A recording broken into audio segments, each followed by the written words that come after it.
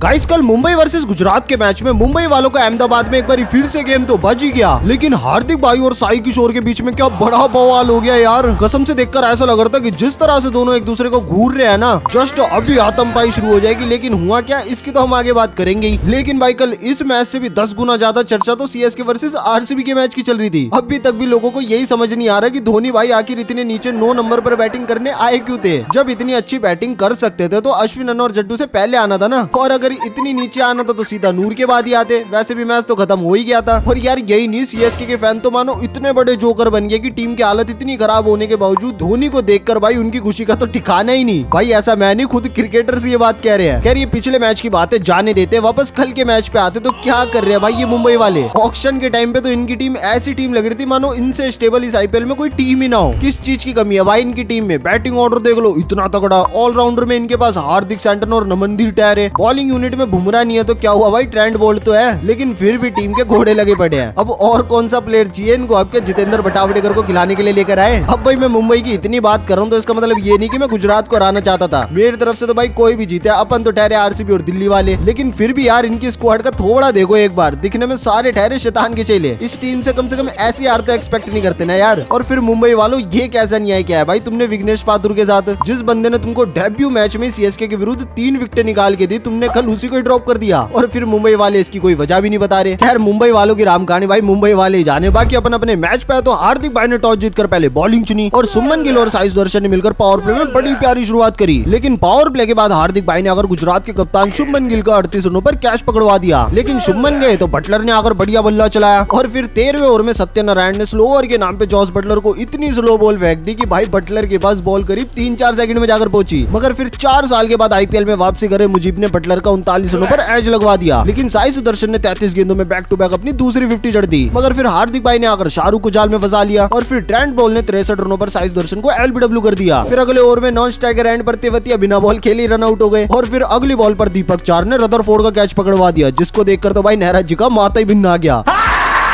खैर एक छक्का खाने के बाद फाइनली सत्यनारायण को भी राशिद खान के रूप में विकेट मिल गई। मगर फिर भी भाई गुजरात 196 रनों तक पहुंची गई। अब भाई मुंबई 197 रन बनाने उतरी तो रोहित भाई ने मियां भाई को बैक टू बैक 2 चौके जरूर लगाए। मगर फिर चौथी बॉल पर स्ट्राइक रेट के ओवर स्पीडिंग के जुर्म में मियां भाई ने उनकी डंडिया बिखेर कर उनको अंडर अरेस्ट कर लिया और फिर पावर प्ले के भीतर रियान रिकल्टन की भी डंडिया बिखेर दी। अब तिलक वर्मा सूर्या भाऊ के साथ मिलकर थोड़े साइड जरूर हुए, लेकिन फिर प्रसिद्ध कृष्णा ने 39 रनों पर तिलक को चलता कर दिया और साई किशोर ने इम्पैक्ट रॉबिन मिंज को निपटा दिया। उसके बाद प्रसिद्ध कृष्णा ने सूर्या दादा के सिर पे बाउंसर दे मारी जो उनको कुछ ज्यादा ही तेज लग गई। बॉल लगते कुछ देर तक सूर्या दादा जमीन पर लेट गए। लेकिन भाई फिर हो गया 15वें ओवर में हार्दिक भाई और साई किशोर के बीच में बड़ा हंगामा। हार्दिक भाई के बॉल डिफेंस करने के बाद साई किशोर ने उनको आंखें दिखाई और हार्दिक भाई ने उनको फक ऑफ बोल दिया। और फिर भाई दोनों आमने सामने ऐसे आए मानो दोनों में अभी आतंकवादी शुरू हो जाए। दोनों की एक दूसरे के ऊपर से भाई आंख ही नहीं हट रही थी। वो तो अंपायर ने आकर मामला शांत किया, वरना दोनों एक दूसरे का सर ही फोड़ देते। खैर फिर प्रसिद्ध कृष्णा ने सूर्या भाऊ को जाल में फंसा लिया और फिर हार्दिक भाई भी 17 में 11 बनाकर मुंबई की उम्मीदें को 1 किलोमीटर गहरे पानी में डुबा कर चले गए। अब भाई आखिरी में नमनदीप और सैंटनर ने हार का फासला जरूर कम किया, लेकिन गुजरात ने मैच जीत लिया पूरे 36 रनों से। और जाते जाते दोनों भाई गले मिलकर बेचारे फैंस लोगों का पपलू भी बना गए। बाकी दोस्तों आपके हिसाब से मुंबई ने आखिर कहाँ गलती करी जिसकी वजह से उन्हें हार का मुंह देखना पड़ा? कमेंट में जरूर बताना और मैं आपसे मिलूंगा डबल हेडर के साथ। तब तक के लिए बाय बाय।